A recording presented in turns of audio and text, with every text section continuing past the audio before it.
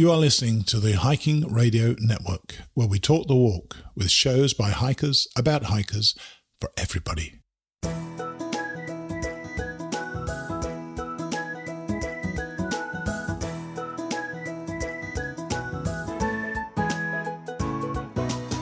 Mighty Blue on the Appalachian Trail, the ultimate midlife crisis.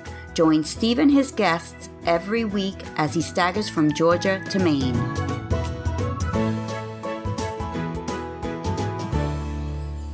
Hi guys, it's me again, Steve Adams or Mighty Blue, and you are listening to Mighty Blue on the Appalachian Trail, the ultimate midlife crisis.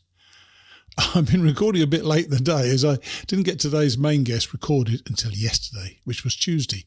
Nor did I do the ATC section or the reading until then. So it's all been a bit of a rush today, but I think we've got a good show for you. To start with, the lovely Tina Tempest with the unlikeliest trail name of all. You'll laugh when you hear why she answered to Chunky on the trail. Then another previous guest, Chloe de Camara, will be finishing off the Know Before You Go series from the ATC about Leave No Trace. I think most of us think we know what Leave No Trace is, but once she'd rattled off the 7 principles, I asked some different questions of Chloe, and I think you're going to enjoy that. Finally today, Larry Luxenburg's Walking the Appalachian Trail focuses on the middle miles of the trail, and he has an actual interview with Earl Schaffer, which is very cool. So let's get to it. Let's hear from Tina Tempest, or Chunky. Okay, so today we've got another guest on the show who's already been on before, as she took part in our awesome Woods Hole weekend in October. This is Tina Tempest, better known for reasons she really needs to explain as Chunky. Hey Tina, how are you? I'm good. How are you, Mighty Blue? I'm pretty good. And for those of you who don't know Tina, she is the owner, along with her husband, of the Quarterway Inn, which is a terrific new hostel on the AT. But she's also a thru-hiker, so we're going to talk about that really to start with. So let's get the name out of the way first off. Why on earth did you ever agree, for some strange reason, to the name of Chunky, which is not the one that I think most people would choose? Right. So when I started the trail, my friend and I, we wanted to do a blog, but we didn't want to use our real names. So we chose our own trail names. And she's Finnish, so she chose Sisu, which means like strength in Finnish. Nice. And then I chose Shakti, which I lived in India for a while. And there was this little TV commercial about a little weak boy who drank this chocolate milk, and then he, had superpowers, and he would raise his fist and go, "Ah, Shakti!" And so I thought that was a pretty, inspiring name. So I chose that, and then we set up our blog using those trail names and everything. And then when we were on the trail during our first week in the 100-mile wilderness, we met this old timer, and he said, Careful. Sorry. I mean, this guy was real old. But we met this guy, and he said, "Oh, what are your trail names?" And we said, "Oh, we're Sisu and Shakti." And he goes, "Huh? Tutu and Chunky?" And we said, "Oh, no. And then, that would have been the end of it, except we made the mistake of telling everyone this funny story at the shelter. Schoolboy error, or schoolgirl error in your case, yeah. So, then the people hiking around us just wouldn't let it go. So we ended up being Tutu and Chunky. I think it's a great try name. I really do. So that's that out of the way. Great. And you were a SOBO in 2009, weren't you? Yes. But I want to go back to a few years before that, as you've already mentioned, you were in India and so on. You were clearly an adventurous woman. Tell us about your stint in America, which I guess formed a lot of your wanderlust in many ways, didn't it? Oh, yes. So I did AmeriCorps for 2 years in 2001 and 2005. And if you're not familiar with it, it's a federally funded service program. And there's a lot of different programs underneath that AmeriCorps umbrella. But I did the one called the NCCC, which is the National Civilian Community Corps, which is modeled after the old CCC. And so I did it the first time in 2001 as a Corps member, and you join up for 10 months, you move to one of a handful of campuses in the country, and then from there you go out and do a different service project somewhere, and it can be anything from tutoring kids to building houses with Habitat for Humanity, or hand digging baby's breath from the sand dunes of Lake Michigan, which is not fun in case you're wondering. Oh my gosh. But it's a great way to remove invasive species. But yeah, so I did that in 2001, and then I went back and finished college, like I told my parents that I would when I left to do AmeriCorps. And then after I graduated, I went back and did it again as a team leader. Wow. And I think those years were quite important, weren't they? Because each of your sessions involved two pretty much disasters in American history, didn't they? Yeah. So tell us what that was like. Yeah, I was in a grade school. Actually, we were tutoring kids outside of Chicago when 9/11 happened. And, we knew that disaster response was one of our responsibilities should anything happen. And when it first happened, we didn't know if we'd get called or not. And there's always a lot of confusion in disaster response. And we did end up getting called up and initially went to a call center in Washington, D.C., and then very shortly after that, actually went to New York City and worked at a service center where they had, dozens and dozens of organizations, everything from the Red Cross to, the major companies that were in the towers. They had HR representatives there, trying to just help everybody through everything, kind of a one-stop shop place. How close did you get to where the planes hit? I went down there. There was some special, most of what we did was we sat across the table from people and heard their stories and figured out what they needed, whether that was rent or a hotel or just food, whatever it was. So most of my time I spent sitting at a desk up in Midtown Manhattan. But then occasionally we would do like damage assessment things, or we'd go near ground zero and, yeah. It was still awful. 2 months. Oh, I came over I was actually due to be in the World Trade Center a week later. Oh my goodness. I lived in London. I had 5 appointments in the World Trade Center that week, the week later. And so then obviously I didn't do the trip, but then I came across soon after flight started going, I think, and it was sometime in November and it was still smoldering or smoking, and the smell was horrendous down there. It was amazing. Yep. But that was 2001, and as if that wasn't enough, you then were around at the time of Katrina, weren't you? Yes. So after Katrina, and then I was in as a team leader, and we ended up getting sent to, where did we go first? I think Mississippi, and we were going to do some work with FEMA, putting up tarps on people's roofs and things. And that was a disaster in and of itself. And so we ended up not doing that. We ended up running a cruise ship, like a Carnival cruise ship, as a shelter for evacuees from the Mississippi Gulf Coast. So it actually made a perfect shelter for people. You could fit, 1,000+ people on there. Sure. And they employed all the staff to do the regular, cleaning and maintenance and cooking and everything. So I got the experience of being on a cruise, but it never left the harbor. And, you were surrounded by people whose lives had just been ruined, basically, for lack of a better word. But, I think those sort of experiences form your character in many ways and make you want to see other things in the world, don't they? And you said you went to India, but you also did you meet your husband on that trip as well? Yes. We actually, I like to say that a car accident on I-70 in Denver is what brought us together, because there were several of us AmeriCorps teams that got sent to Katrina response at the same time. And Brett and I had left early with our 2 teams, and we were the only people that actually made our flight. Everyone else got stuck behind a major car wreck. Right. And so the fact that we got there first, we kept getting assigned to the same project. So, we ended up living on this cruise ship and someone's trying to tell you something, girl. I know. so that happened. But you also told me about a slightly rebellious nature of, in all places, band class in the 9th grade. Yes. What on earth happened there? Yes. So that, I would say, is like what really kind of exposed me to the world and made me want to see it. So I grew up in a very tiny town in northern Minnesota, about 900 people in the town. And I was in the 9th grade and I played the flute and I absolutely hated it. So I wanted to get out of band class, and the only other option was a Russian class that was taught over interactive television, which at the time was like so high tech and only worked half the time. Yes. But so I ended up enrolling in this Russian class, and the woman that was the teacher, she was actually from Russia, and she led an exchange program to go to Russia in the summer. Sure. And so I think she was short on people to go because she wrote my mother this very compelling letter saying, Tina needs to go on this trip. And, at the time I was like, everything I know and love is in this county. Why would I go anywhere else? And so anyway, my parents basically forced me to go. And boy, am I glad I did. Because, I was 15, I guess. And to be able to live in a different part of the world for 6 weeks when you're that age is so mind blowing. So yeah, that kind of cemented. And that must have opened up your mind a lot then, mustn't it? To the possibilities of what the world was, because different people do different things. So why on earth then did you choose to do the AT?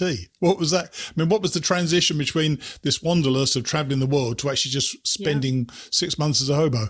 Well, I honestly, I had the goal of getting to all 50 states, and I had done none of New England at the time. Oh, nice. So that was a great way to get a bunch of those states up in New England. But I had never heard of the AT growing up. I only heard of it once I did AmeriCorps for the second time. And one of my teammates, she had hiked 600 miles of it, but I didn't really get it when she was telling the stories. As a lot of people don't get it. You're like, okay, cool. You're going to keep talking about that. And then, my husband, he had these stories from when he was with a friend and with a cousin and, getting into hypothermia and ending up at the police station in Parisburg, all these crazy stories. And they were on the AT and they took place at shelters, which I was like, what is that? And he was like, it's like this little hut in the woods that anyone can just go and stay at. And, and that kind of was like, okay, that got the wheels turning. I'm like, what is this thing? And so then one of my friends that I had met in AmeriCorps, she's real adventurous, a big backpacker. Sisu. Yeah, Tutu. Tutu, yeah. Yes. So she had been teaching in Japan while I was in grad school in Cleveland, and we just kind of hatched this plan to do it when she got back from Japan and when I graduated. So I was very excited about not thinking for 6 months after being in grad school for 2 years. Do you know what? Funny enough, that's something of a theme people say, and I don't really follow up on it that much, but this not thinking thing, or it's more a case of life is much simpler, isn't it? You don't have to think about certain things. That is a great attraction to the trail. I don't think many people really actually say or make much of, but that thought of having a simple life is a lovely opportunity, isn't it? Oh, it is incredible. I mean, that you have so few decisions that you have to make throughout the course of a day. Like, when are you going to get up? And you just get up when you get up. What are you going to eat? Well, it's one of the 10 things you have in your bag. Where are you going to stop? Well, it's where there's water or a shelter or whatever. And, versus being in school and working and learning and, writing all the time. Sure. It's just such a simple existence where you just get to be.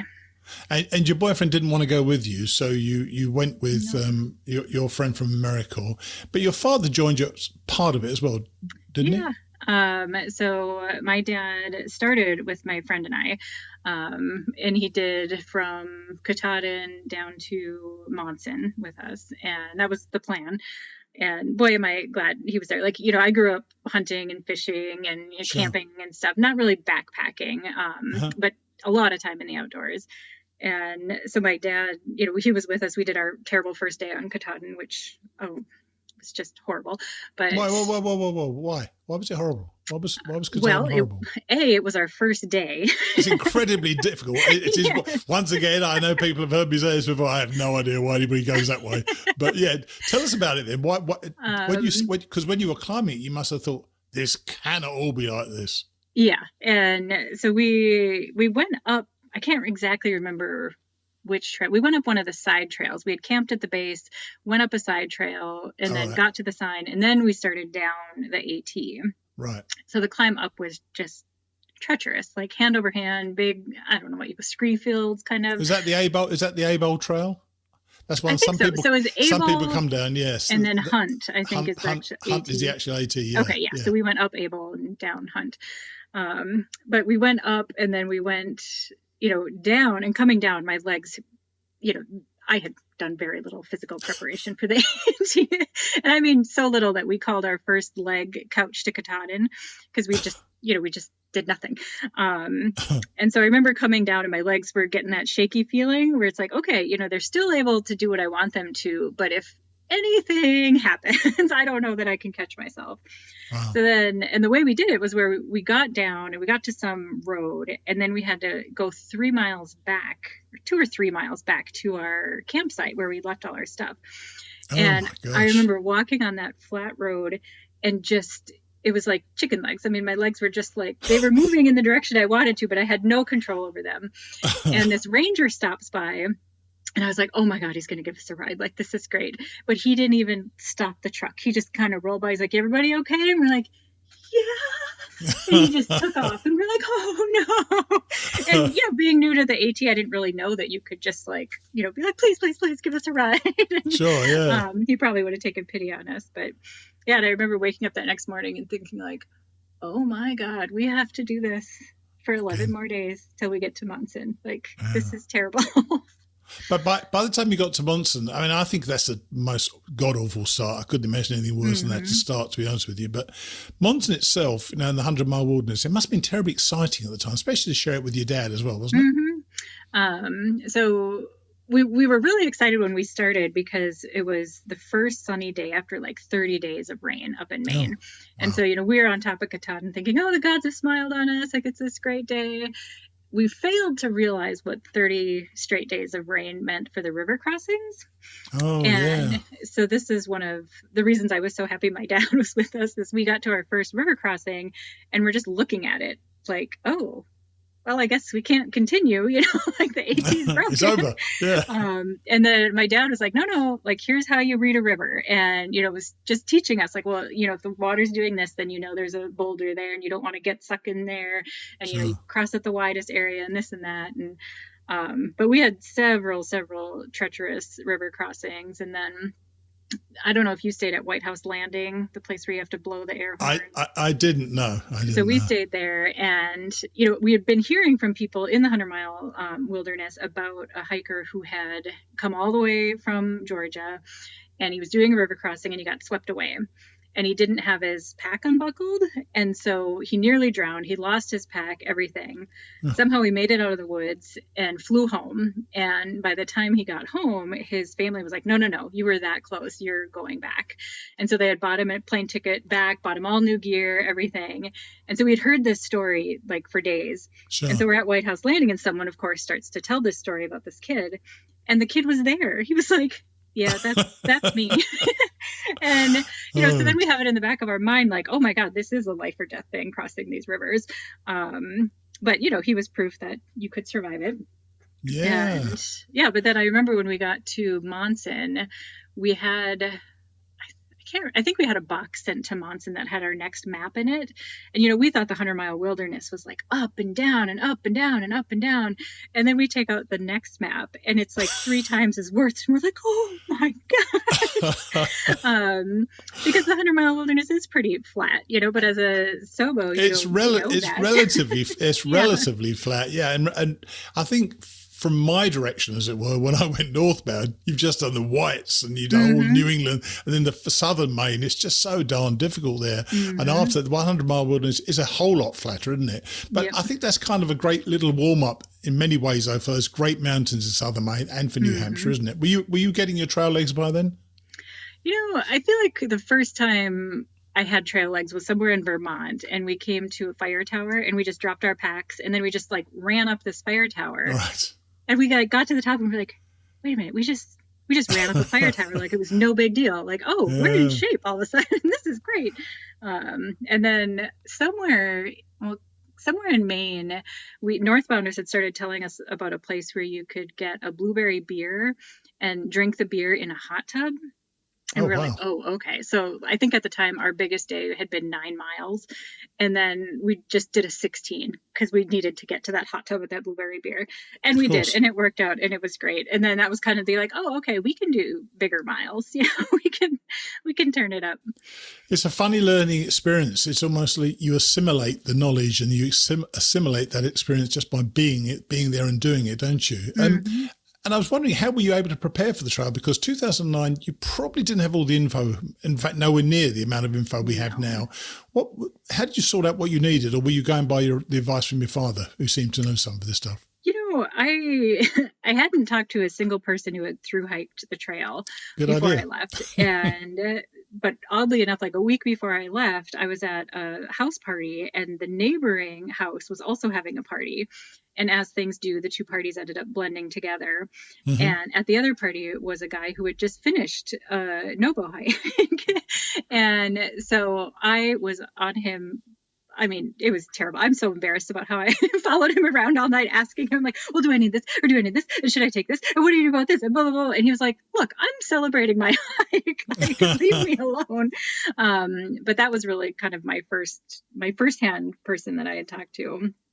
Wow. But, we just did a lot of research on our own and made a ton of mistakes. And the ridiculous part about going southbound is you have no opportunity to fix your mistakes, for 100 No, you miles. don't. Well, you can't. Monson, you probably can't you? Yeah, so you can. I mean, there's not really at the time there wasn't a gear shop there or anything. Right. But we sent. I don't even know how many pounds we sent home from Monson. It was just like, why am I carrying this?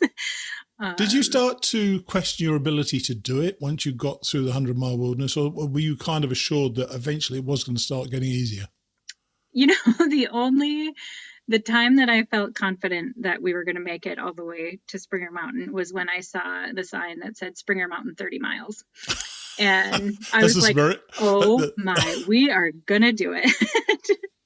That is amazing. It took you that long to absolutely. do. So, I mean, so why did you think you were getting you think you were going to get an injury, or what were you thinking by then? Because you'd already done 2,160 miles. Yeah, but we had met. We were in Tennessee, and we had met a southbounder. There were so few southbounders that anyone you see is like, oh my God, be my best friend. Like someone new to talk to. It's just so quiet out on the trail. And he had hiked all the way from Maine, made it all the way to either Southern Virginia, Tennessee, and just up and quit. He's like, I'm done. I don't want to do this anymore. And it was like, what? And so there's, how hard it is mentally to keep going. And, yes. And especially the weather got so bad. We had a night in the Smokies where it was 5 below zero, and we were going to quit that next day. And then some trail angels just picked us up on the side of the road and took us into Gatlinburg, and we recovered. But do you think you could have done this, Tina, by yourself, or did you have to do this with somebody else for your own sanity? Yeah. I think, my friend that I went with, we're both from northern Minnesota, kind of known as being stubborn people that do what they say they're going to do. And I think even running up to it, there were moments where like, okay, let's not do this. Like, or yeah, no, I'm busy. I want to try getting a job, or I'm going to do this or that. And we would always bring each other back to, no, we're doing this. And so it was kind of the same thing on the trail. When someone's having a bad day, if your partner's having a bad day, then it's your job to make their day better. Absolutely. And, that just went back and forth. And we had, major fights along the way, of course. One time we had a road crossing, and, we just sat there and hoping someone might drive by, But we ended up getting in this shouting match. And then after we're all done, there were some other hikers that were sitting on this ledge, like right above us, that had heard the whole thing. And it was some stupid fight about nothing, and they were like, oh, hey guys. We're like, oh, that's embarrassing. Did you find did the two of you just stay together the whole time, or did you kind of separate at any stage?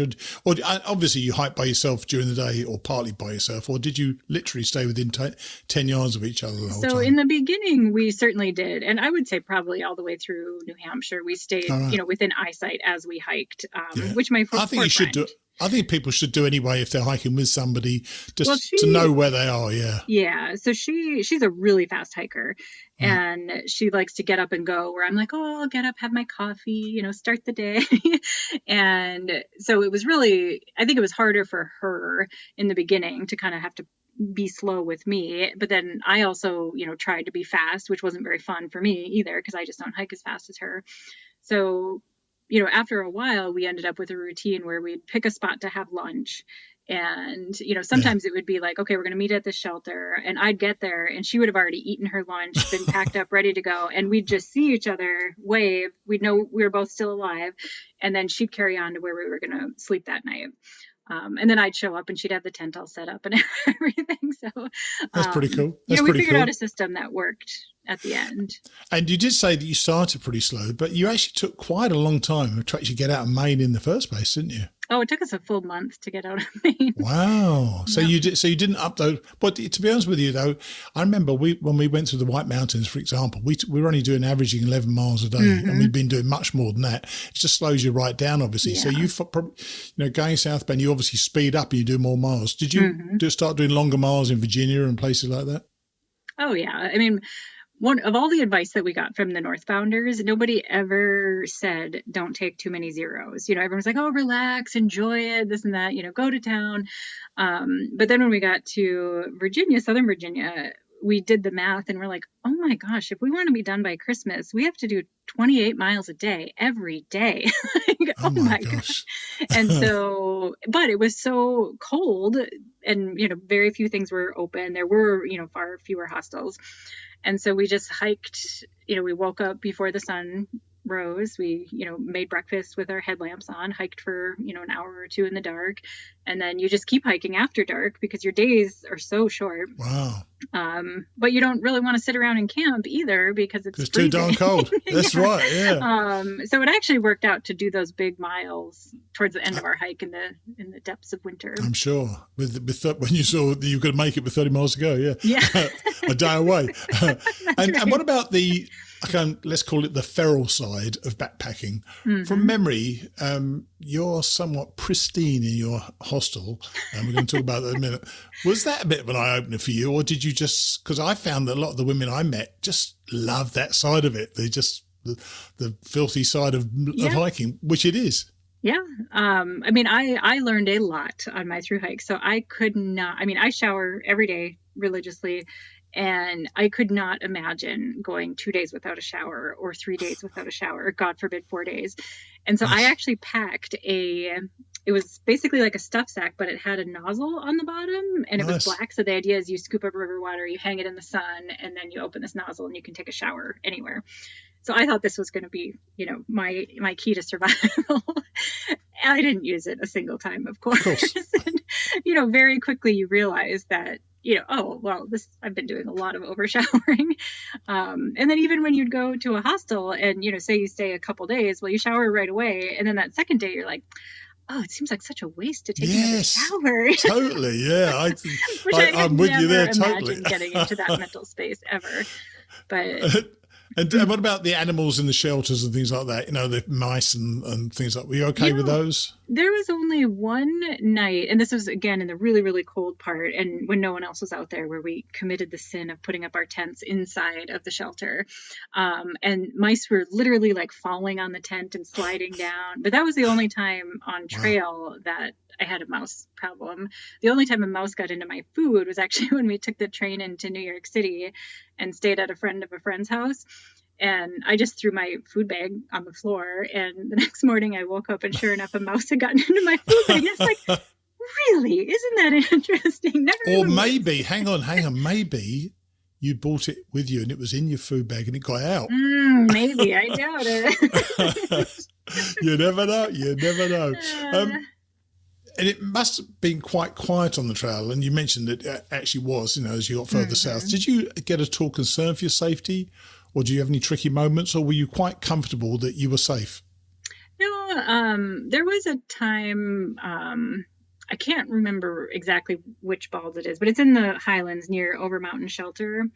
And there were three of us hiking together, and then a fourth guy, you know, somewhat further back from us. And we were all hiking separate during the day, and we met at the base of this bald, and, you know, we made the really dumb decision to continue to go up in elevation when it was already raining. Right. And so sure enough, the rain turned to snow, and, you know, I was soaked absolutely through. Everybody who's hiked knows that rain gear is not actually waterproof after a very small amount of time. I have mentioned that a few times in the show, So I remember like going through, and it was an area where there were ponies. So there were these little stiles that you had to go through, and I would get to one and then go through it. And then I get to another one. I'm like, oh no, I turned around. Oh no, I'm going backwards. And then I would like slap myself and be like, no, this happens. Like when you get hypothermic, you get confused. Don't turn around. Like your mind is playing tricks on you. And so it was just like this constant, like, what am I doing? I couldn't use my fingers. When I got to when I could see the actual barn, I was like, okay, I have to get water. I know there's water. I'm never coming out of my bag again. Like, so I have to get it now. But somehow I managed to, like, because my fingers wouldn't work, I pulled the nozzle off of my Camelback and ended up spilling that all over myself. So it was even more wet. And then it turns out in the end, I didn't actually get the water from the spring. I got it just out of a culvert that was running under a road, but I was like so confused that seemed like it was the water source. Wow. So when I got to the barn, my friend had been there for a couple hours already, so she was nice and toasty in her bag. And then I got there and I was useless. Like, I could not unbuckle my pack. My fingers just wouldn't do it. I couldn't untie my shoes, nothing. So she was like on the ground in her bag, and she's unbuckling and untying my shoes. And, I got in my bag, and I had a whoopie pie that somebody's friend had sent them from Maine. Which is, it's just like sugar in like cake and frosting form. 800 calories, I seem to remember. Oh my God. They're just amazing. And I ate that thing like this little squirrel inside my bag. And I swear that thing saved my life, because it like turned the heat on. But I remember thinking when I was like out on this bald, freezing, the wind was whipping. I was so disoriented. And I just remember thinking of my niece and nephew. And I was like, my sister's going to have to tell them that I died while I was backpacking. Like, that's so sad. And like, that was the thought that just kept going through my mind. And I was like, God, I wonder how long it will be until somebody finds me. Like, I have to stay on the trail. Like, I knew there were going to be people, so I knew I had to stay on the trail if I were to just fall over and die. And I mean, when you're in that state, you are getting like nuttier and nuttier. Absolutely. But that's kind of worrying that can happen to, well, we all know that can happen to anybody. You just get out there, you're in potential trouble. There's no doubt about it. Yeah. So no wonder you didn't think you were going to make it till about 30 miles from the end. But you did. You went up, as I'll keep referring to it, as that scrubby little path up Springer. Yeah. And it was a pretty emotional moment for you, wasn't it? Because your husband did something pretty special. To me, it sounded pretty special. It was so special. So he brought up a bunch of food, and then he's also a home brewer. So he made an end of the trail pale ale and brought that up for all of us. And he actually hiked that last mile from the parking lot up to the mountain.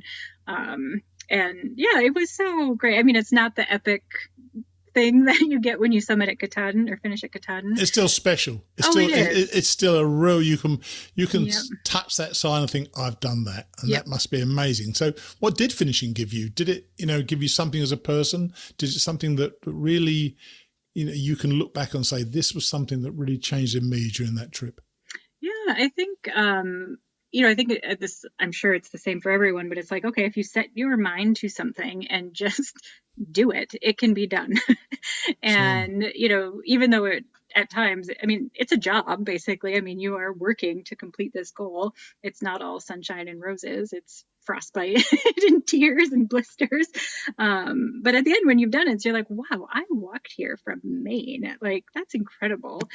My 2 feet, my body, it took me all those miles. And then the other thing I think that was like my biggest takeaway is just how little you need to be happy, and how just the simplest things, whether that's a brick of cheddar cheese that you've packed out, or, a beautiful sunset at the end of the day. And then just even going forward in life, like, you don't need all these fancy things. Stuff. It's just stuff, isn't it? Yeah, it's all just stuff. And just always bring enough snacks for whatever you're trying to do. That's the main takeaway, is have snacks.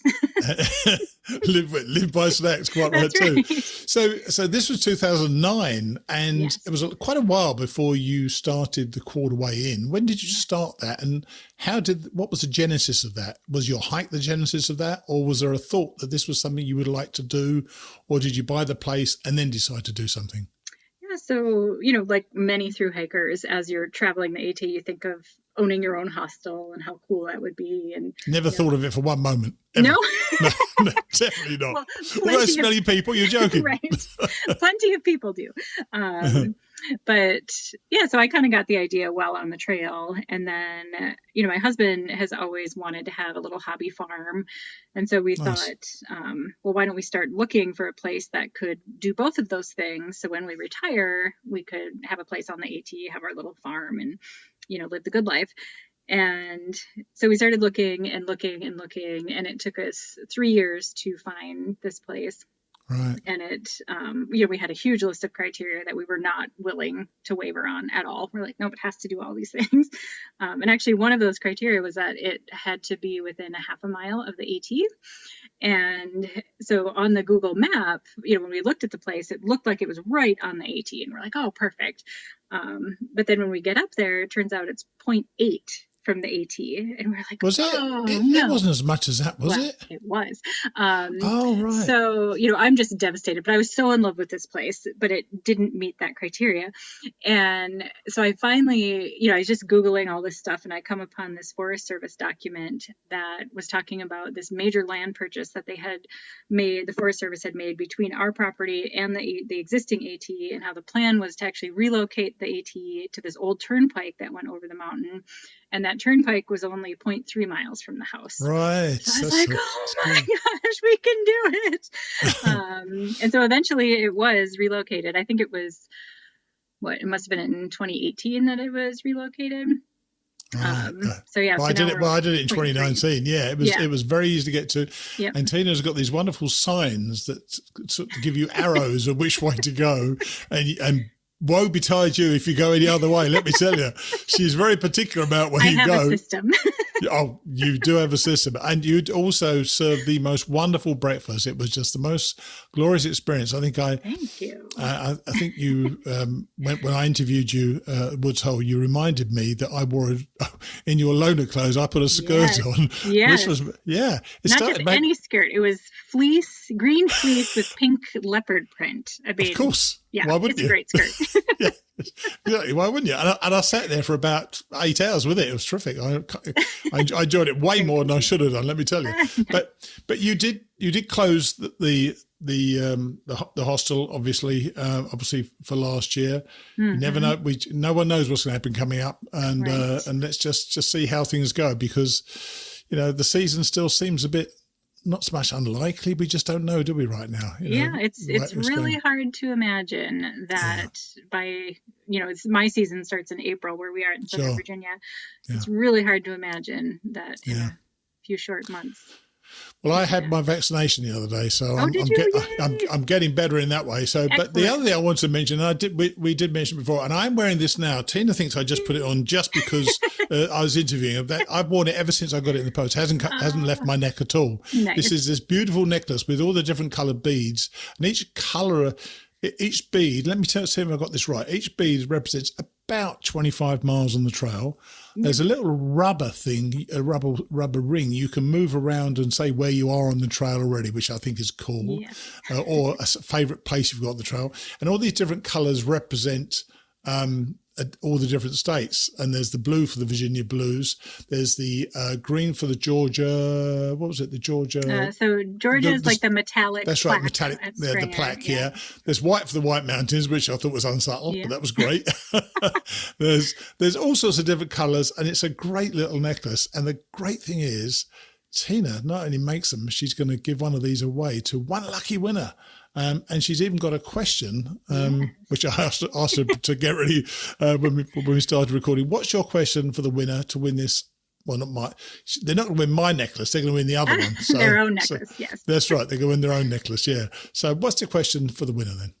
So my question is, what trail maintaining club maintains the section of trail surrounding the Quarterway Inn? What trail maintaining club maintains the area around the Quarterway Inn? Can you give us a clue on how far that is? Is it? So it's 70 miles. Oh, wow. And it goes from Bland, kind of where you cross I-77, yes, or 52 Brushy Mountain Outpost is there, all the way down to the South Fork of the Holston River, south of Atkins, south of Partnership. And you've kept your connection to the trail, quite apart from obviously from the Quarterway Inn, but with a bit of volunteering on the trail crew. What was that like, by the way? So I think the best kept secret about the ATC is their trail maintaining clubs. So 2 years ago, I did a Conarock crew. Right. So they have different crews, I guess, in different parts of the country and different parts of the trail. But I did the one that's pretty near us. And, you you just show up, basically. You don't necessarily have to have camping gear. You don't necessarily have to have tools. You just have to have long pants and work boots. And then they take care of absolutely everything. They transport you to wherever you're working on the trail, and they give you some awesome crew leaders, and they pack coolers and coolers worth of just incredible food, more snacks than you can imagine. And then snacks are good. Yeah. And then you just work with, I think I had eight or nine people on my Camara crew, which, they're all just, it's like the trail, just really interesting people to meet and hang out with.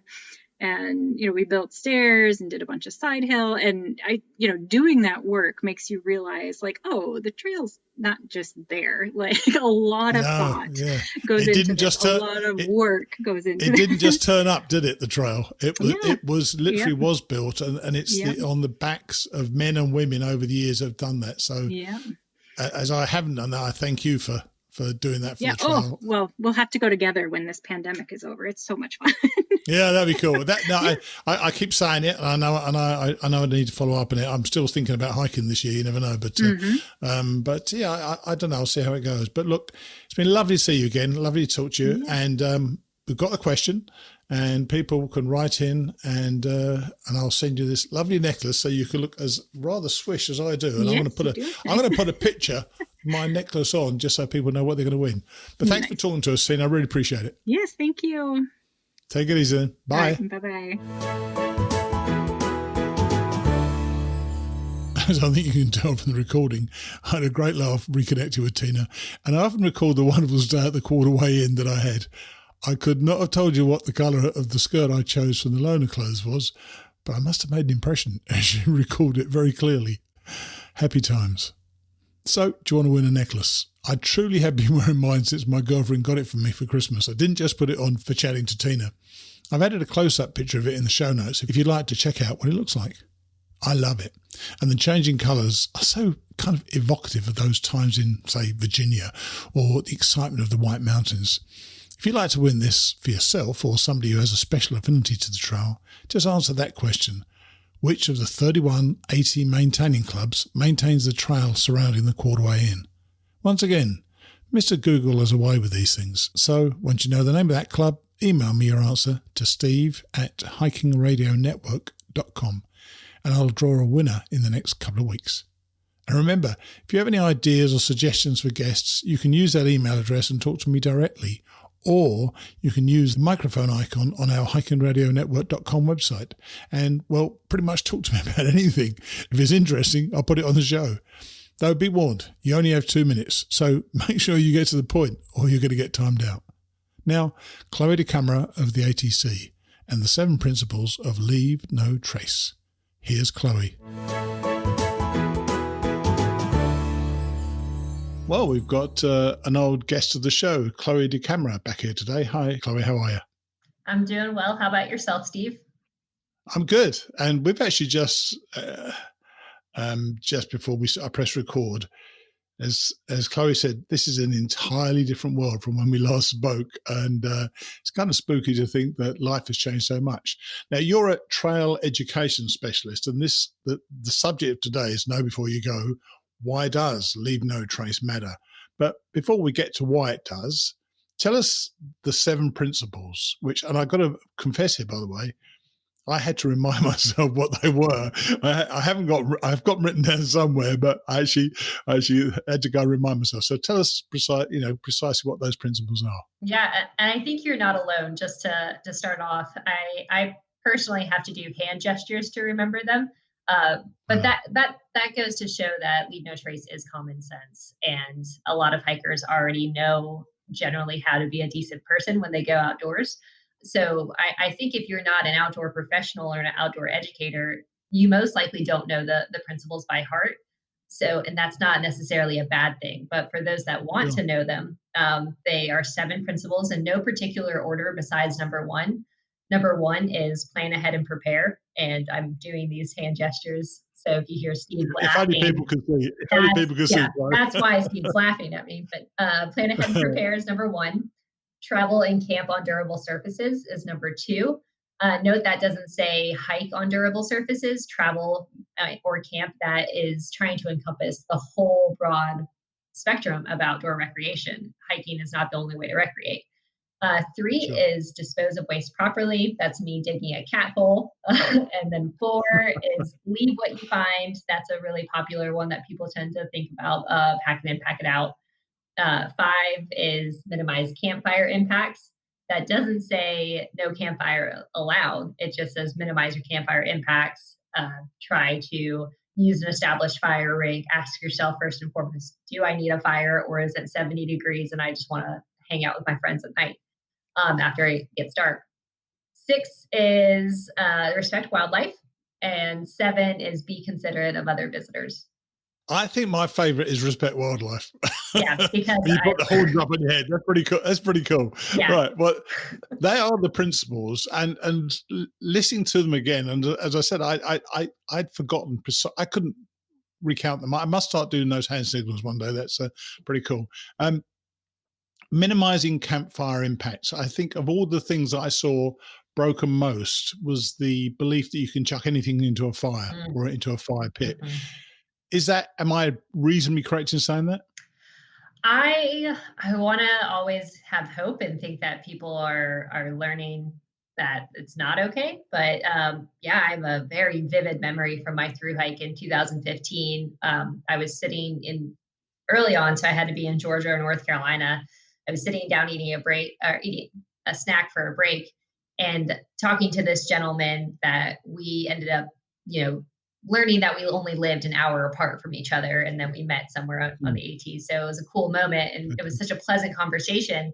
He eats his snack out of this metallic looking wrapper. And then he gets up and jaunts over to the fire pit. And he was like, well, I'll just leave this fuel for later. And he just throws it right down in the fire pit. And my reaction was not subtle. I just said, no, you can't do that. And I did the shame technique, which I do not recommend anyone doing. Don't ever scream at someone while they're in the act of doing something. But my reaction was just like, why would you do that? Like, of course that's going to like burn green or yellow or red or some kind of crazy color that it's not healthy to inhale. So I think what people tend to do more so than burning plastic is going to be burning like a tea bag or a cigarette bud or orange peels. People love leaving organic litter in fire pits. And to them, it might be like, well, it's going to decompose anyways, or I throw it in my compost bin at home. It's going to disappear as soon as I walk away or as soon as I light a fire. But what people don't know is that campfires at least don't tend to get to that high of a temperature to burn everything to a crisp, to make it non-existent. They tend to just char them and make it extra flavorful for, say, wildlife to come and check it out. But just bears, I mean, they can smell a fire from 2 miles away. So if you're like roasting some like spilt oats or ramen, that garlicky, like good smelling flavor is just wafting to all the wildlife around. And even just the smaller wildlife, if you hang out at a shelter after everyone leaves, the first thing you see are these little birds that just start hopping around the fire, and they're pecking at any little grain or morsel that they can get their beaks on. So it's changing wildlife's behavior is probably my biggest qualm with people throwing any kind of food or trash into a fire pit. Yeah, I mean, I'm guilty of this, by the way. When I went first time, I didn't do it. I don't think I did it second time, but when I went first time, if I had a banana, I would eat the banana and lob it off into the forest, thinking that would be okay. But obviously, I know it's not now. And I totally plead ignorance for this. So I kind of wonder, and this is, I think most of us know, as I say, I think it's kind of common sense, a lot of it now, and it's actually thinking about things while you're doing them that makes the difference. And so what I'd like to know is, where or who did the principles come from? How did they arise? Because nobody just suddenly made up these things, or did somebody just think this makes sense, or have they just accumulated over the years? Ooh, you are really testing my expertise. So you are the Center for Leave No Trace and Outdoor Ethics. Please don't grade me on this. It started back in the 80s. So yes, it has accumulated over time, but it actually started with the Bureau of Land Management, I want to say, out in Utah. And there were a lot of heavily used sites that they, as the land manager, just said, if we don't do something about this now, then we're just going to continue to see, stubs of trees that have been hacked away for years, and we're going to see acclimated wildlife, aggressive wildlife. So we need to come up with a catchy list that really makes people think before they go out, and hopefully is easy to digest and easy to remember. So it started in the 80s, and eventually BLM, Bureau of Land Management, took it to NOLS, the National Outdoor Leadership School, their whole point is education and educating outdoor professionals. And they're like, can you adopt this? And eventually through the years, all 4 big land managers, National Park Service, U.S. Forest Service, BLM, Fish and Wildlife, have all kind of adopted this set of principles. It used to be 6, now it's 7. Which is the new one? I think be considerate of other visitors is the newest one. Once again, don't grade me on that, but Chloe, I'm really impressed. I think, because I didn't tell you what I was going to ask you. So, and I think, and the reason I asked it is because stuff doesn't come from nowhere. It's there for a purpose. And one thing I've learned from these AT segments are that your role is to look after the trail and not look after the hiker. And so they came from somewhere with the specific intention of looking after the trail. And that last one, you say the latest one, be considerate of other visitors, because it has impact upon the trail as well, doesn't it? Yeah. And, I think through ATC advocating for the trail, first and foremost, that inherently advocates for hikers and hikers having a safe and wild experience on the AT, because I always think about shelters, for example. You're a northbound thru hiker, you have places to go, places to be, you're just hopping from shelter to shelter. And you kind of forget, it all becomes a tunnel or tunnel vision. You're like, I have no idea where I stayed on Tuesday night. What is Tuesday? But what happens is that these sites remain stationary, and it's just the next group of hikers that is 10 miles behind you comes and stays at that site. And that happens again and again and again. So whatever decisions we are making at that shelter, by putting food scraps in the fire pit, by eating inside the shelter, it might not affect us in the moment, but it is going to affect the next group that comes. That is interesting. And are the benefits of Leave No Trace measurable, or these have, can you say, for this reason, this makes sense, or this reason, this doesn't make sense? In other words, can you see them changing in some way as that more and more evidence of the benefit of them comes in? Yeah. Leave No Trace is steeped in science and research. If you go to lnt.org, you'll see all of the scientific research, peer-reviewed research that the Leave No Trace Center has worked on from 2012 to 2018. That is showing in stats and data how big of an impact signage could have, for example, of people staying on trail or the wildlife. And sometimes the research is showing the negative side. So you could take a measurement of how much food is left in a fire pit over the years, or at a site, how many days they're going to these sites finding food, and compare that to the amount of bears that have been euthanized in the past year. So sometimes it's not pretty data, and it's not the data that we want to see, but I think no matter what, that data tells a story. And does that story, I know the message is very strong now, despite the fact that I didn't remember them, but I know what Leave No Trace means. I know the general idea of it, and it does make sense to think of that all the time. As far as you're concerned as a trail education specialist, are things improving, or do you think you're doing well to hold it flat? Or how do you think Leave No Trace is actually impacting hikers, and are they paying attention to it? That's a good question. I think it's hard for me to say this past year, because I personally haven't been on the trail since March of 2020. And that in large part has to do because of COVID.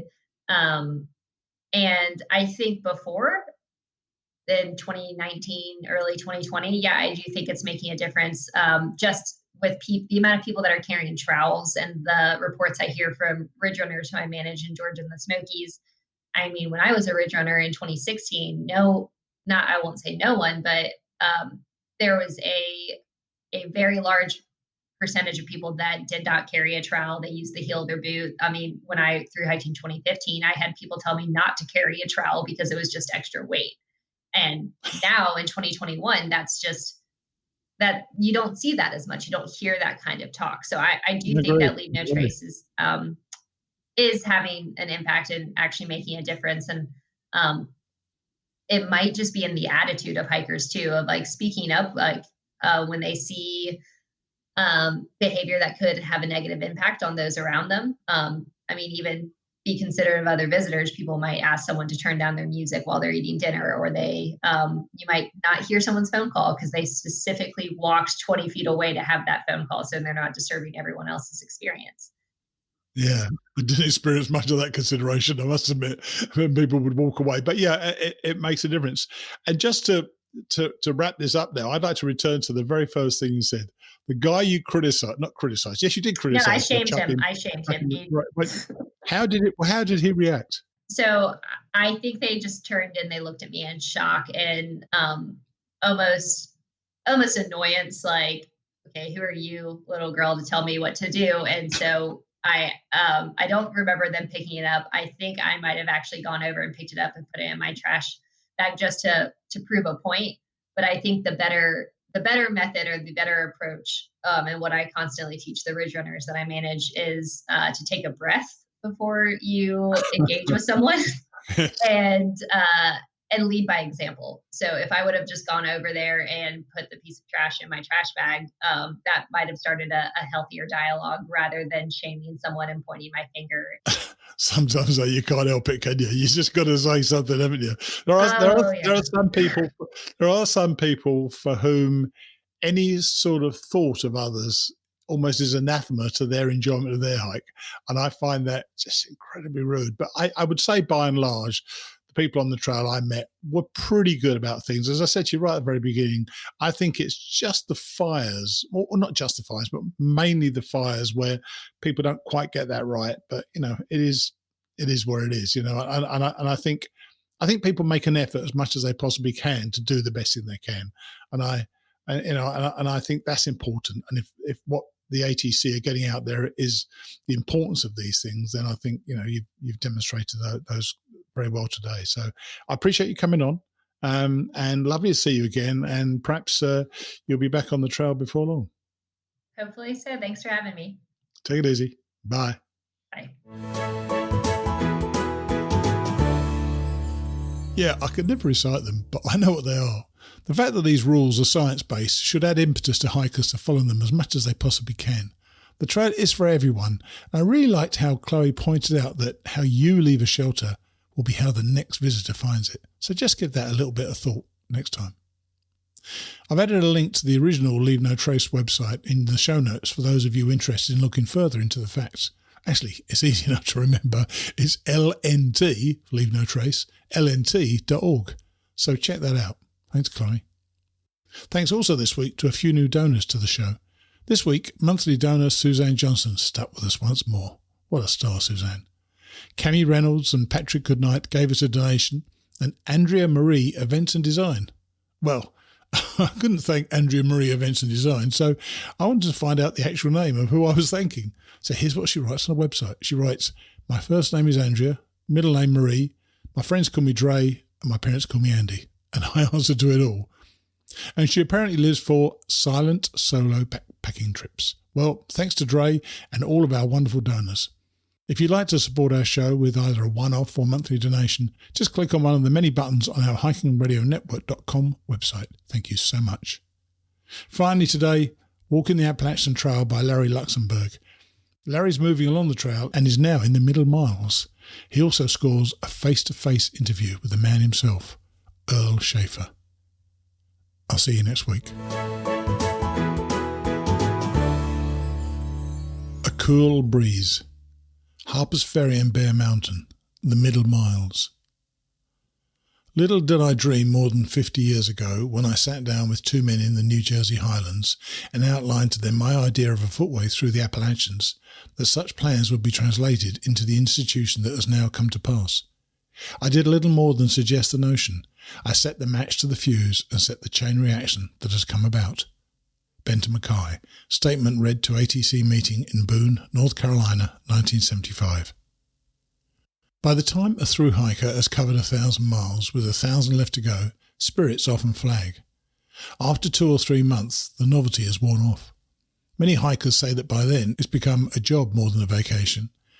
Most of them consider the high points of the trail to be at either end, with the middle something to be endured rather than savoured.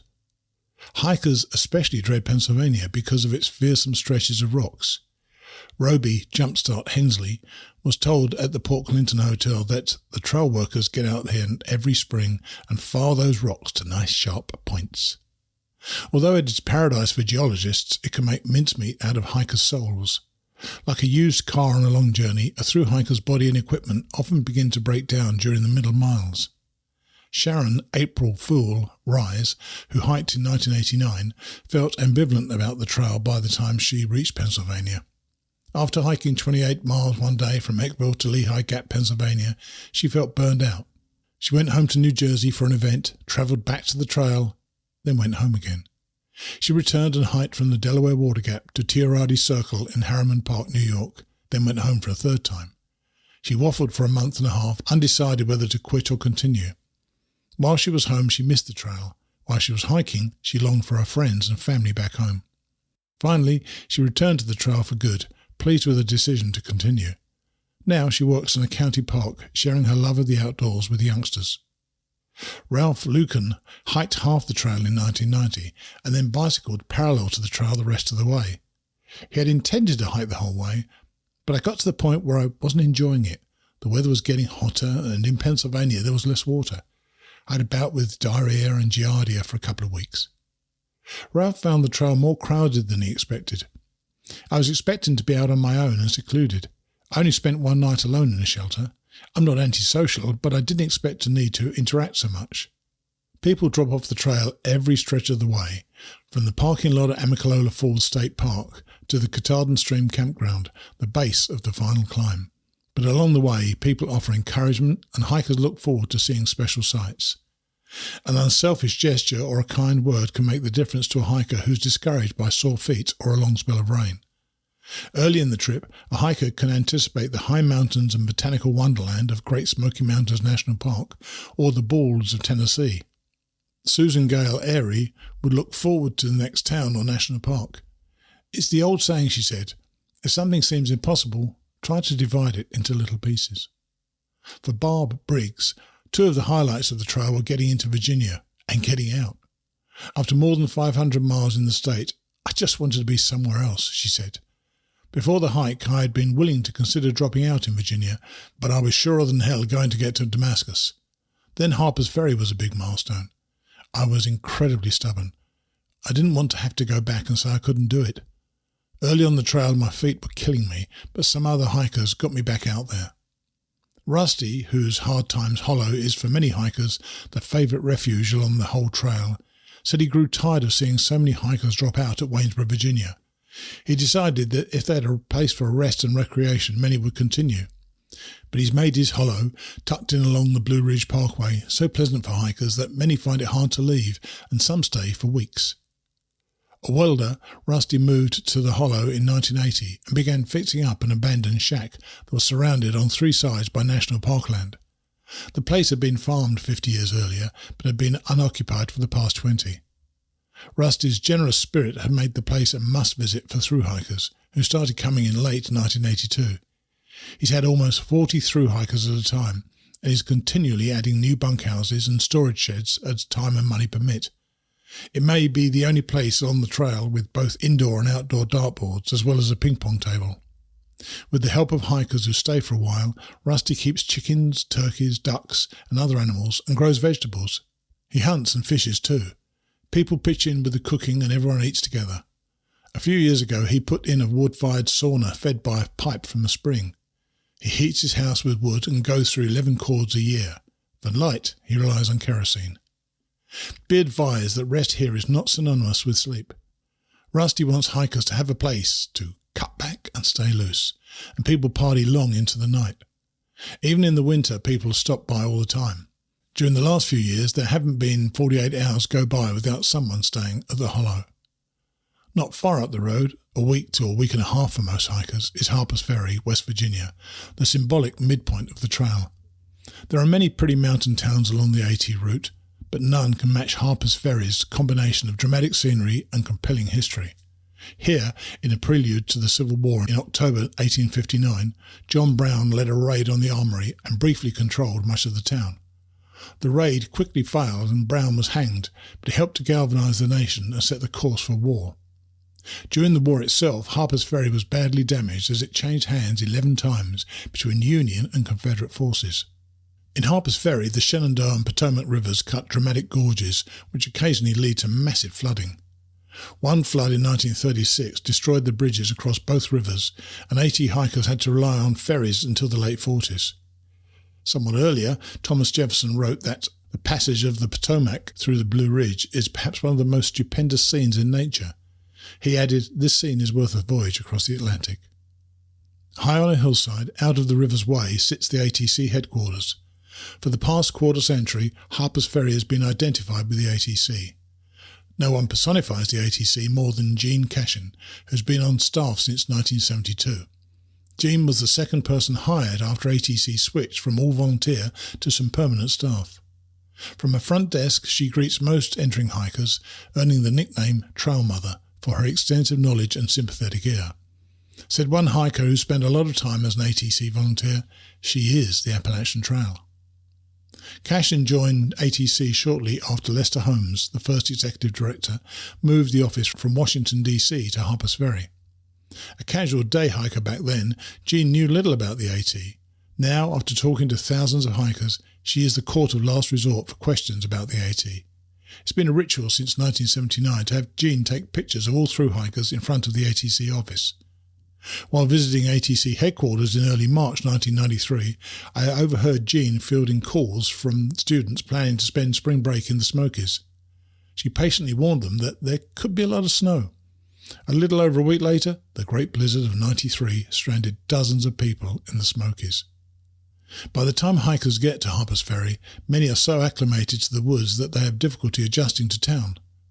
Jean says that when she gives a hiker a ride, she tries to drive slowly and keep them talking as a distraction. She remembers one hiker who couldn't drive when he got home. At first, he couldn't even cross the street. Laurie Martin Laurel Pottiger has seen Harper's Ferry from both sides. She thru-hiked the trail in 1986 and later joined the ATC staff. As a hiker, she found Harper's Ferry an unfriendly trail town. On staff, she at first found it difficult to be in an office while hikers chatted downstairs about their adventures. Now, she sometimes finds herself a little embarrassed by the hikers' lack of consideration, though as a thru-hiker herself, she understands their attitude. For months, they have been celebrities. Many have looked forward that whole time to walking into ATC headquarters. The reality is that a lot of busy staffers have other things on their minds besides thru-hikers. It's funny how my opinion of thru-hikers has changed, Laurie said. Before I hiked the trail, I would rather have met a thru-hiker than a president.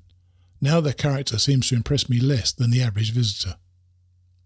A recent development makes the middle section more pleasant for many northbound hikers. Since 1987, Damascus has held a Trail Day celebration in mid-May at the peak of the thru-hiker wave. Many current hikers hitchhike to be there for the party, which also attracts hundreds of former hikers. The festival culminates in a hiker's talent show, high-spirited and imaginative. In 1993, entrants included women hikers in a skit about eating bugs, a harmonica-playing contortionist, and a song about trail miseries. Often what pushes hikers through the middle miles is plain good company. In 1977, Bob Hill met Charlie Gilbert near Damascus. Soon, Phil Pepin joined them. At first, the three weren't close, but as they continued hiking together, their friendship strengthened. 16 years later, they're like blood brothers. We don't see each other often now, but when we do, it's like no time has elapsed. We have a real bond like I have with few other friends, Bob said. For Jimmy B. Bodmer, there was nothing to ease the pain of the middle miles. He stubbed his toes in Tennessee and then immediately put pressure on them on a long downhill. They were hurting real bad, he said.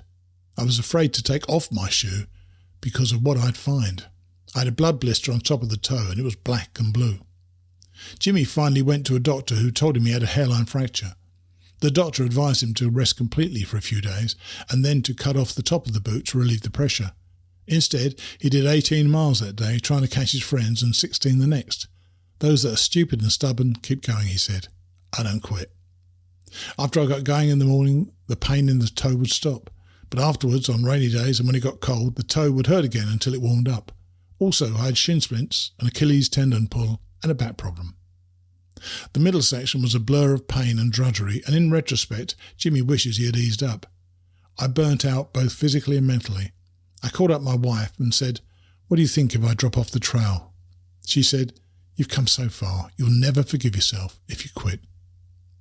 For several of Jimmy B's 1990 hiking companions, the middle section was also grueling. 9 hikers got together near Damascus, including one who'd been married at trail days under a canopy of hiking sticks.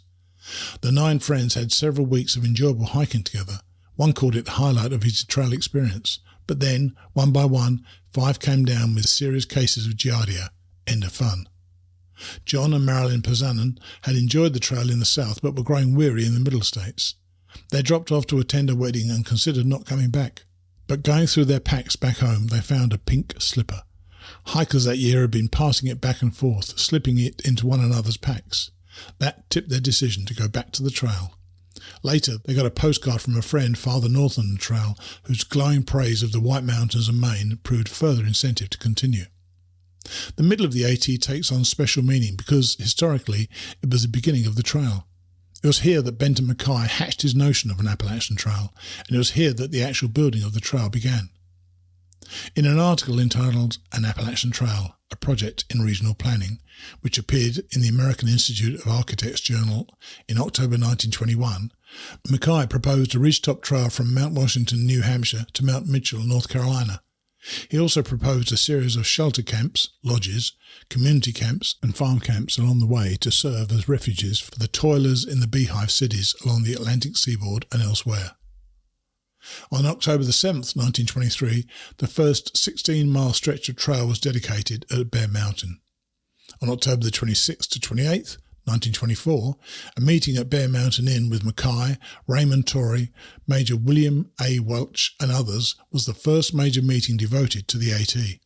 At that time, Welch's diamond AT symbol became the official trail marker. The Bear Mountain Bridge, which the AT crosses, opened in 1924. Before that, there were no bridges south of Albany except a railroad bridge at Poughkeepsie.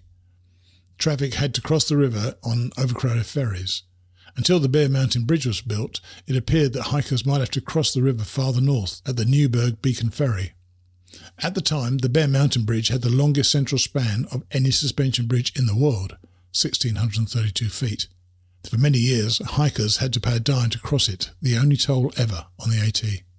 On the east side of the bridge, the trail used to go straight up the face of Anthony's Nose, one of the best viewpoints along the Hudson Gorge. During World War II, the military closed the trail for fear saboteurs would use it. After the war, the trail on Anthony's Nose reopened for a few years. More recently, it has run along the side of Anthony's Nose because the top came under the possession of Camp Smith National Guard Base in the 1950s. Heading west from Bear Mountain Bridge, the AT's first route followed the old Queensborough Trail above Popolopen Brook. A quarter mile from the bridge, the trail followed a steep ridge up the north side of Bear Mountain. In 1927, construction of the Popolopen Drive, now the route of the Palisades Parkway, forced a relocation to the south of the road. In 1931, the trail was relocated around Hessian Lake and the Inn and past the ski jump, close to the trail's current location. Part of the AT is now known as the Major Welch Trail. The area between Bear Mountain Inn and the bridge is an area of historic significance and of 2 trail distinctions. Near the Bear Mountain Nature Museum, which opened in 1927, the elevation of 124 feet is the lowest along the entire AT. The zoo and museum complex, which is locked at 5 p.m, is the only place along the trail that is shut at night. It is also the best place along the trail to see a bear. The whole middle area echoes with Revolutionary War history. The Hudson River Gorge, ringed with mountains as high as 1,600 feet above river level, from Storm King and Beacon in the north to Hook Mountain at the Tappan Zee, was a key military objective during the war. In an attempt to divide the colonies, British forces repeatedly tried to take control of the river there. At the mouth of Popolopen Creek were 2 forts, Clinton and Montgomery, which militias from Orange and Putnam counties defended against British attack in 1777. In 1779, General Mad Anthony Wayne led an attack across Bear Mountain to Stony Point. The AT crosses both the 1777 and 1779 trails. Because the Bear Mountain Bridge spans the narrowest part of the Hudson, revolutionary forces strung a chain across the river there to prevent the passage of British ships. A short distance to the north is the site at which Benedict Arnold, commander of West Point, plotted to turn over his post to the British. East of the Hudson River, the middle section of the trail ends when the AT crosses into Connecticut.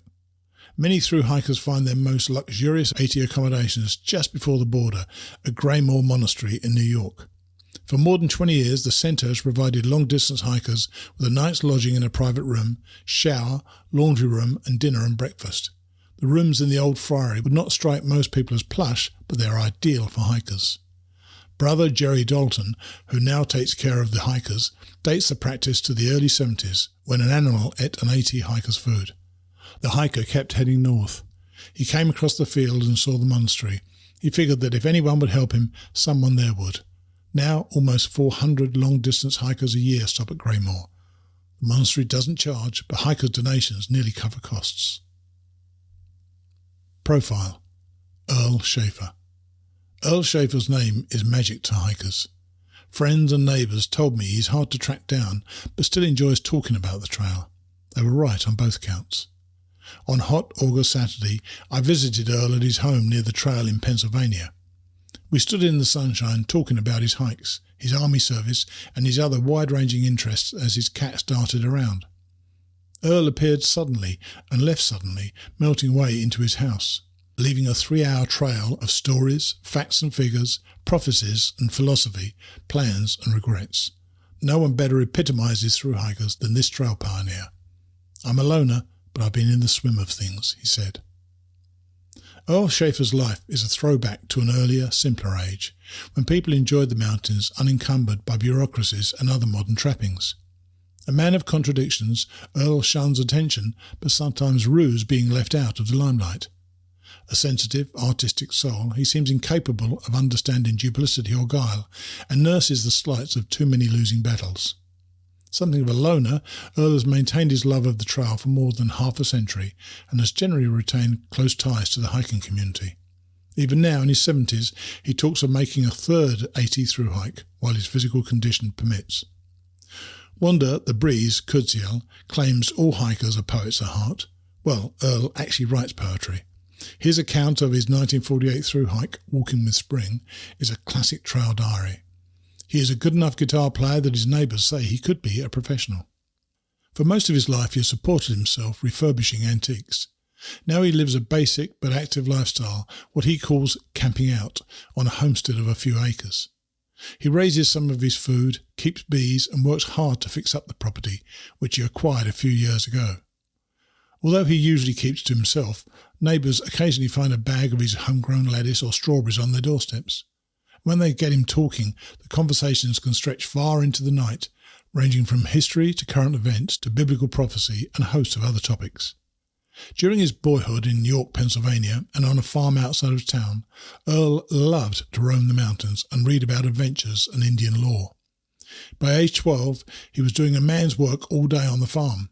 In World War II, both Earl and his hunting and fishing buddy, Walter Weinmiller, served in the Pacific Campaign. Earl and Walter had already talked about hiking the AT, but Walter was killed in the first wave of the invasion of Iwo Jima. Earl worked on radio and radar. In an age before miniaturization, that meant lugging heavy equipment to perilous locations in the Pacific, where he served for 3.5 years. Having studied German in high school, Earl thinks he could have made a good scout in Europe, but the army had other plans for him. Before he shipped out for the Pacific, Earl was bivouacked in San Francisco's Cow Palace. Back then, cattle were still shown there, and Earl spent several rainy, muddy weeks bedding down with his mates in a cramped stall. It was no doubt good preparation for backpacking. After he returned from the war, Earl's interest in the AT was rekindled by an article on the trail in Outdoor Life magazine. He decided to walk the trail and clear his head of wartime traumas. He wrote that he was confused and depressed. The trail then was rough and difficult to follow. Earl found it heavily overgrown, with thousands of downed trees blocking the route. He was able to pick up the trail at intervals, but frequently had to content himself with paralleling the AT as closely as possible. Sometimes he wouldn't see a trace of the trail all day. His report to the ATC, in which he describes the difficulties finding the trail, is in sharp contrast to the current debate among hikers over whether to follow every white blaze. South of the Smokies, Earl came across 2 hikers, one of whom had started a week before Earl, intending to hike the whole trail. After Fontana Dam in North Carolina, he never saw them again, nor did he see many other hikers. Using mostly military surplus gear, Earl travelled light, putting up with a lot of discomfort to do so. He mailed his tent home near the start of the hike, finding it heavy and ineffective. By the time he reached the Smokies, he'd figured out what gear he needed for the rest of the trip. His pack, a mountain troop rucksack from a surplus store, put weight on his shoulders and hips, unusual for packs of the time. To save weight, he removed most of the straps and a large outside pocket. For sleeping, he had a medium-weight blanket with a zipper.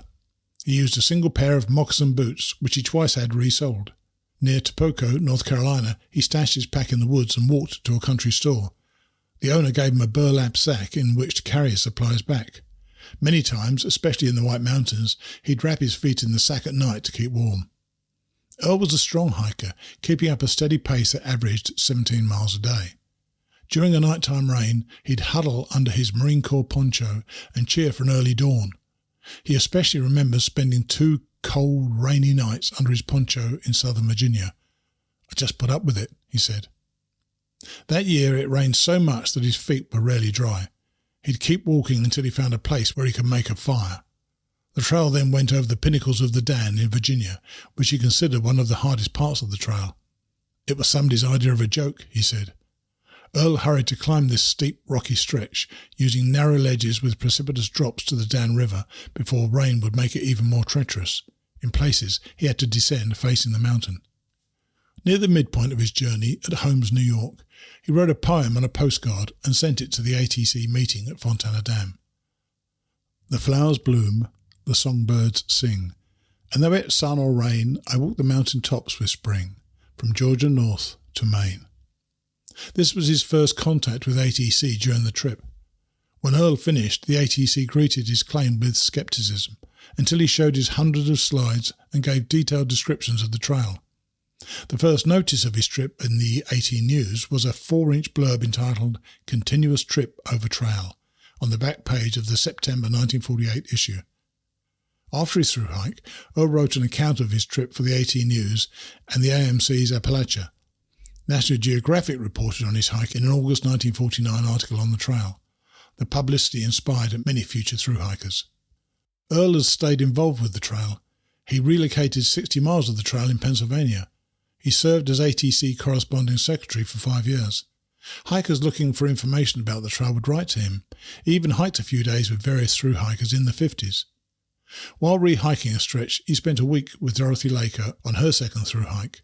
They hiked together from Curly Maple Shelter near Irwin, Tennessee, to Damascus, Virginia. He was supposed to rejoin her in Pennsylvania, but they didn't connect. He still enjoys talking to hikers and often visits the trail near his home. Jim Pony Adams speaks of the time he was returning to the AT, walking along the Pennsylvania highway when an old van passed him. The driver suddenly slammed on the brakes, swung round and came back. Alone and apprehensive, Jim hurried into the woods. A man ran 100 yards along the trail to catch him. It was Earl Schaffer, just wanted to talk about the trail. In 1965, Earl hiked the AT southbound, becoming the first person to thru-hike the trail in both directions. Describing the trip in an article for the AT News entitled "Chasing Autumn," he said 1/3 of the trail was new and much improved. He hiked the trail in 99 days, an average of 20 miles per day, partly because he hurried to escape bad weather near the end of the trip. He started on July 19th, finished on October the 25th, and found water scarce along the way. Because of the dry weather, he seldom made cooking fires. Instead, he had a lot of peanut butter sandwiches. He used much of his original equipment, including his pack. He did carry a lighter load, about 30 pounds, compared to 40 on his first trip. In Georgia, Earl endured much misery with cold rain nearly every day. He even considered abandoning his trip. For warmth at night, he'd pile leaves on the ground, wrap himself in his plastic top and cover that with leaves, leaving only his head sticking out. At times he thought he was a goner. Desperate to finish, Earl descended into Unicoi Gap, Georgia, when he saw a man with his family. He recognized Gene Espy, the second person to hike the AT. By chance, Gene had brought his 2 daughters to see the fall leaves. "I had no idea he was on the trail," said Gene. 5 minutes earlier or later, and we wouldn't have met." Gene took Earl into town and helped him replace some of his worn clothing and his depleted food supply, and revived his spirits. "He gave me the boost to finish," Earl said. Throughout the 80s, Earl tried to relocate to a cabin near the Pennsylvania AT, but plans fell through, disappointing him greatly. He figured living near the trail would have gotten him involved again and given him a chance to help hikers. He pictured himself roaming the trail on sleepless nights under a full moon.